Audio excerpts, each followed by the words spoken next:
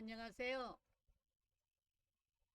주일 밤 가정 예배를 드리겠습니다. 신앙 고백하시겠습니다. 전능하사 천지를 만드신 하나님 아버지를 내가 믿사오며 그 외 아들 우리 주 예수 그리스도를 믿사오니 이는 성령으로 잉태하사 동정녀 마리아에게 나시고 본디오 빌라도에게 고난을 받으사 십자가에 못 박혀 죽으시고 장사한 지 사흘 만에 죽은 자 가운데서 다시 살아나시며 하늘에 오르사 전능하신 하나님 우편에 앉아 계시다가 저리로서 산자와 죽은 자를 심판하러 오시리라. 성령을 믿사오며 거룩한 공의와 성도가 서로 교통하는 것과 죄를 사하여 주시는 것과 몸이 다시 사는 것과 영원히 사는 것을 믿사옵나이다. 아멘. 마태복음 5장 5절 말씀 보시겠습니다. 온유한 자는 복이 있나니 그들이 땅을 기업으로 받을 것이요. 아멘. 예수님의 산상수훈 중 한 구절입니다. 이 구절을 영적으로 해석하여 본론과 서론과 결론을 나누어 설명하겠습니다. 성경에서 온유함은 겸손하고 유순한 마음을 의미합니다. 온유한 사람은 자신의 권리를 주장하지 않고 하나님과 이웃 앞에서 겸손한 태도를 유지합니다. 온유함은 예수님께서 보여주신 성품 중 하나입니다. 예수님은 자신의 뜻을 관철시키기보다는 하나님의 뜻을 따르고 사람들을 사랑으로 인도하셨습니다. 예수님은 온유한 자가 땅을 기업으로 받을 것이라고 약속하셨습니다. 여기서 땅은 단순히 물리적인 땅을 의미하는 것이 아니라 하나님의 나라와 그 영광을 상징합니다. 온유한 자는 하나님의 인도하심과 보호하심을 받으며 궁극적으로는 하나님의 나라에서 영원한 기업을 얻게 됩니다. 온유함의 힘이라는 제목으로 말씀을 전하겠습니다. 산상보훈 팔복의 내용은 인간의 본성의 성격은 절대로 아닙니다. 그리스도의 십자가의 대속의 은총으로 거듭나서 성령의 세례로 그리스도 안에서 진리의 성령이 내주하심으로 시작이 되는 천국 시민의 절대 윤리이기 때문입니다. 만일 온유가 인간이 가질 수 있는 덕목이라고 가르친다면 그는 헬라 철학의 영향을 받은 현대 교육의 지성의 물결에 휩싸여 있는 아류일 겁니다. 세상이 말하는 따뜻하고 포근한 인품, 성경이 말씀하시는 온유가 아니기에 온유한 자는 발로 밟는 땅, 부자가 된다고 말하면 이 사람은 계급장을 떼야 합니다. 많은 그리스도인이 그리스도께 이룩하신 대속의 사역을 따라잡는 믿음으로 행하지 않고 있는 죄, 로마서 14장 23절, 육체를 따라 어둠에 서 있는 범죄, 요한일서 1장 10절을 느끼지 못하고 본성으로 살고 있는 것입니다. 행위가 잘못된 것이 아니라 그 존재와 소속으로 말미암아 사망의 급료 로마서 6장 23절을 받아 하나님의 진노 아래서 스트레스를 받으며 결국 그게 질병이 되는 것입니다. 모세가 스스로 이 사람이 세상에서 가장 온유하고 민수기 12장 3절 말씀 자화자천같이 말한 그 온유가 과연 인격일까요? 성질대로 하면 애굽의 병사도 쳐 죽이는데 그게 온유일까요? 아니죠. 모세는 하나님 앞에서 자신이 하나도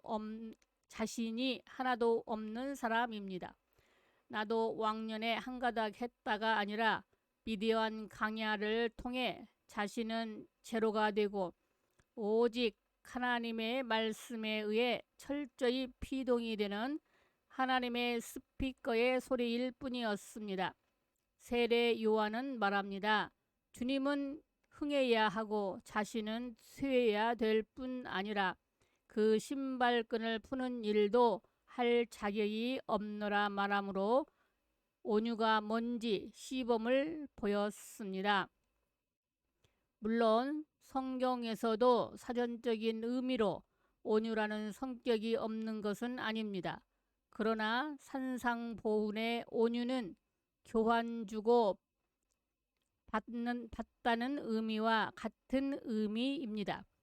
주님께서 피리를 불어도 춤추지 않고 슬피 울어도 가슴을 치지 않는 계시가 없는 세대에 수고하고 무거운 짐진 자들아 다 내게로 오라 내가 너희를 쉬게 하리라 하시고 나는 마음이 온유하고 겸손하니 나의 멍에를 메고 배우라 그리하면 마음의 쉼을 얻으리라. 마태복음 11장 28절은 말씀하십니다. 주님은 성령으로 아버지 하나님을 언제나 떠나지 않으십니다. 나는 아버지께로 왔다. 내 말은 내 말이 아니라 아버지께서 주신 말씀이다. 나는 아버지 안에 있다. 나는 아버지와 하나다. 아버지께서 살리시는 것 같이 나도 살린다. 나는 아버지의 계명을 지켜 그 사랑 안에 거한다 등으로 언제나 아버지와 함께 멍에를 메고 계십니다. 끝내 주님은 십자가에 죽기까지 복종하시고 영광의 보좌로 빌립보서 2장 8절 돌아가셨습니다. 그런데 주님께서 내 멍에는 쉽고 내 짐은 가벼움이라 마태복음 11장 29절은 말씀하십니다.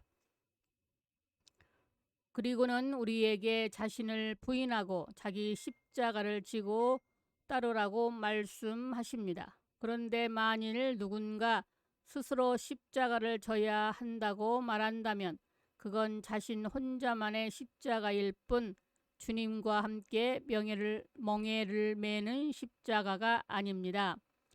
그리스도의 복음을 듣고 그리스도의 대속의 은총을 따라 회개와 그 죽으심과 다시 사심에 잠겨 죄사함을 받고 성령의 세례를 받는 사람은 주님과 함께 십자가를 지는 것이 쉽고 가벼움이라는 사실을 압니다.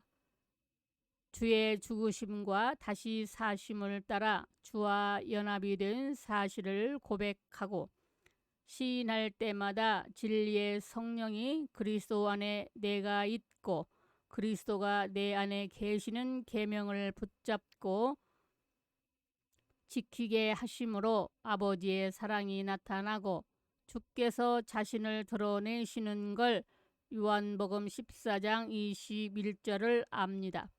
그리스도의 십자가의 죽으심과 다시 사심에 합하는 세례로 말미암아 그 죽으심에 잠기고 다시 살아나 그 부활과 생명에 잠김으로 성령께서 그리스도와 함께 죽고 다시 살아난 새로운 피조물임을 인치시고 보증하십니다. 그때부터 나는 이미 그리스도와 함께 죽은 자이기 때문에 그리스도를 위하여 십자가에 자신을 내어 주므로 그 생명이 나타나는 고린도후서 4장 10절로 11절 반복하게 됩니다. 그리스도의 죽으심과 다시 사심에 묶여 성령 세례에 잠기면 중생과 회개와 믿음과 의와 하나님의 자녀가 됨과 거룩하게 된 새 생명의 새 땅에 옮겨 심겨진 사실을 알게 됩니다. 왜 사람들이 그리스도의 십자가를 바라보기만 하고 십자가를 지는 것은 꺼리고 있을까요? 아직 거듭남에 대한 확신이 없으며 죽었다가 다시 살아난 확증이 없어서 그렇습니다. 그러나 그리스도 안에서 진리의 성령이 임하시면 나는 이미 그리스도와 함께 십자가에 못 박혔다고 선언하고 날마다 옛 땅에 서 있는 옛사람을 버리고 그리스도 안에 있는 새 땅으로 옮겨 앉은 복을 받게 됩니다. 아니 이미 새 땅을 기업으로 받아 하늘에 앉힌 자신 에베소서 2장 6절을 바라보고 진리를 따라 주께로 나아갑니다. 빼앗긴 들에는 봄이 오지 않습니다. 비록 그리스도 안에서 그리스도 안으로 부름을 받은 체험이 있다 할지라도 지금 내가 본성의 존재가 아닐까 또 어디에 서 있는가를 확인하세요. 결론적으로 온유함은 세상적인 관점에서는 약해 보일 수 있지만 영적으로는 강력한 힘을 가진 성품입니다. 온유한 자는 하나님의 뜻에 순종하며 겸손하게 살아가면서 하나님의 축복을 누리게 됩니다. 예수님께서 말씀하신 이 복은 단지 미래의 천국에서만이 아니라 이 땅에서도 하나님의 평화와 은혜를 경험하게 합니다. 따라서 우리도 온유한 마음으로 살아가며 예수님을 닮아가야 합니다. 그리할 때 우리는 진정한 평안과 기쁨을 누리며 하나님의 나라에서 영원한 기업을 얻게 될 것입니다. 주님 가르쳐 주신 기도로 주일 밤 가정 예배를 마치겠습니다.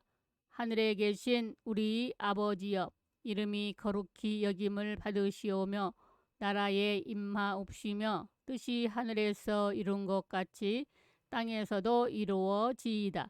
오늘날 우리에게 일용할 양식을 주옵시고 우리가 우리에게 죄 지은 자를 사하여 준 것 같이 우리의 죄를 사하여 주옵시고 우리를 시험에 들게 하지 마옵시고 다만 악에서 구하옵소서. 대개 나라와 권세와 영광이 아버지께 영원히 있사옵나이다. 아멘.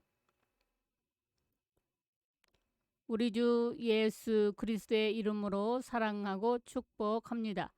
하나님 아버지, 아버지의 말씀을 듣는 아버지의 자녀들에게 복의 복을 주실 줄 믿고 감사합니다. 아멘.